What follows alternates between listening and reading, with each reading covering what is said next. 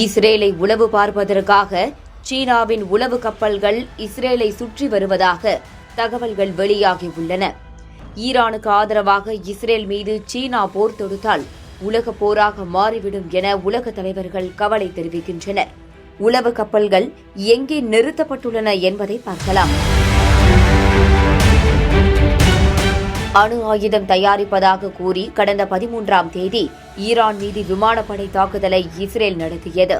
இந்த தாக்குதலில் ஈரானின் ராணுவ முகாம்கள், அணுசக்தி தளங்கள் என அனைத்தும் இஸ்ரேலின் ஏவுகணைகளுக்கு இரையாகின.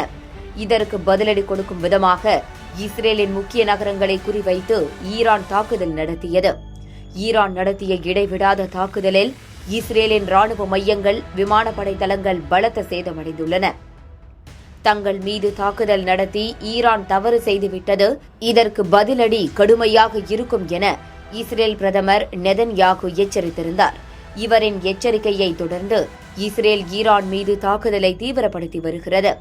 இந்த தாக்குதலில் ஏராளமான அப்பாவி மக்களும் பலியாகியுள்ளனர். 9 நாட்களை கடந்தும் இருதரப்பும் மாறி மாறி தாக்குதல்களை தீவிரப்படுத்தி வருகின்றன. இந்த நிலையில் ஈரானின் உச்சபட்ச தலைவர் அலி காமேனி விரைவில் சரணடைய வேண்டும், எங்களது பொறுமைக்கும் ஒரு எல்லை உண்டு என ஈரானை அமெரிக்கா எச்சரித்திருந்தது. மோதலில் ஈடுபட்டுள்ள இஸ்ரேல் உடனடியாக போரை நிறுத்த வேண்டும், இந்த போரில் அமெரிக்கா தலையிடுவதையும் அமெரிக்க படைகள் புகுவதையும் சீனா கடுமையாக எதிர்க்கிறது.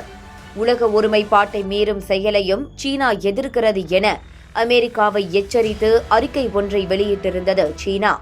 இது தொடர்பாக பேசிய சீன வெளியுறவுத்துறை அமைச்சக செய்தி தொடர்பாளர் குவோ ஜியாங்குன், அமெரிக்கா ஈரானை தாக்கினால் கடுமையான சேதங்கள், பாதிப்புகள் ஏற்படும்.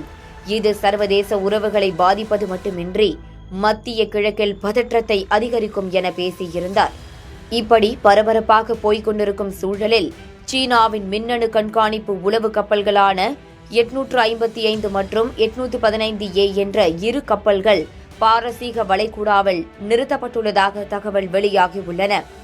அதேபோல் இந்த கப்பல்கள் இஸ்ரேலை உளவு பார்க்க களமிறக்கப்பட்டதாக கூறப்படுகிறது.